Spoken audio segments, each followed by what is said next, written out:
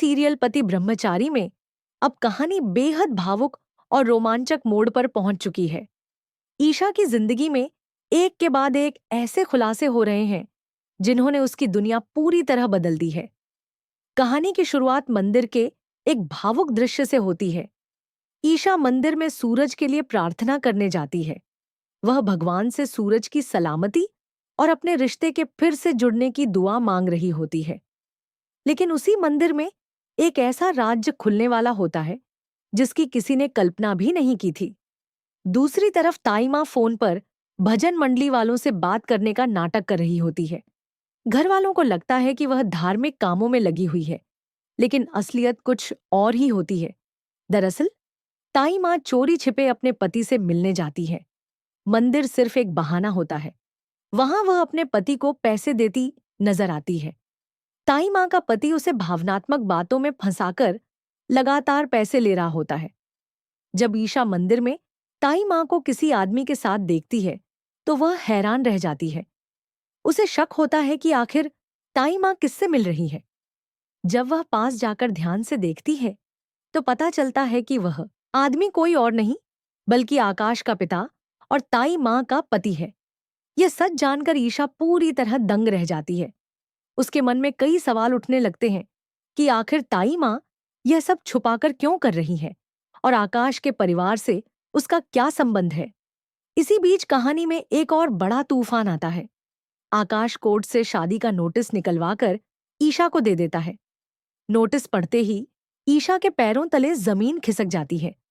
आकाश घमंड से कहता है कि अब सिर्फ 25 दिनों के बाद ईशा को उससे शादी करनी पड़ेगी।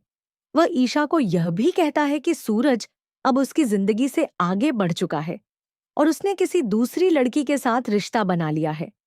यह सुनकर ईशा अंदर से टूट जाती है।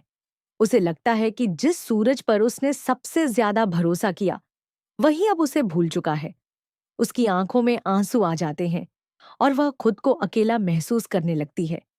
लेकिन कहानी में असली ट्विस्ट तब आता है जब धीरे धीरे सच सामने आने लगता है। ईशा को पता चलता है कि सूरज के साथ दिखाई देने वाली लड़की असल में कोई लड़की नहीं थी। वह पूरन था, जिसने मिशन के लिए लड़की का भेष बनाया हुआ था। यह सब एक प्लान का हिस्सा था। यानी सूरज ने अपना ब्रह्मचर्य व्रत नहीं तोड़ा था और वह आज भी सिर्फ ईशा से प्यार करता है। जब यह सच्चाई सामने आती है तो ईशा की आंखों में फिर से उम्मीद जाग जाती है। सूरज खुद उसके सामने आकर सारी बात समझाता है। वह भावुक होकर कहता है कि उसने अपनी जिंदगी के सारे सपने सिर्फ ईशा के साथ देखे हैं। उसके दिल में आज भी सिर्फ उसी के लिए प्यार है। सूरज की बातें सुनकर ईशा भावुक हो जाती है और उसे एहसास होता है कि उनका प्यार आज भी जिंदा है। लेकिन दूसरी तरफ आकाश अब और ज्यादा खतरनाक बन चुका है।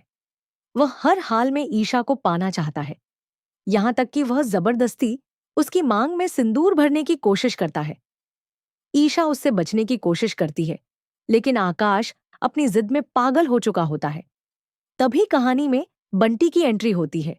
बंटी सूरज को सारी सच्चाई बताता है कि ईशा आज भी सिर्फ उसी से प्यार करती है और हर दर्द चुपचाप सह रही है। यह सुनकर सूरज को अपनी गलती का एहसास होता है। वह फैसला करता है कि चाहे कुछ भी हो जाए, वह ईशा को आकाश के चंगुल से बचाकर रहेगा। अब देखने वाली बात होगी कि क्या सूरज सही समय पर पहुंचकर ईशा को बचा पाएगा और क्या दोनों फिर से एक हो पाएंगे।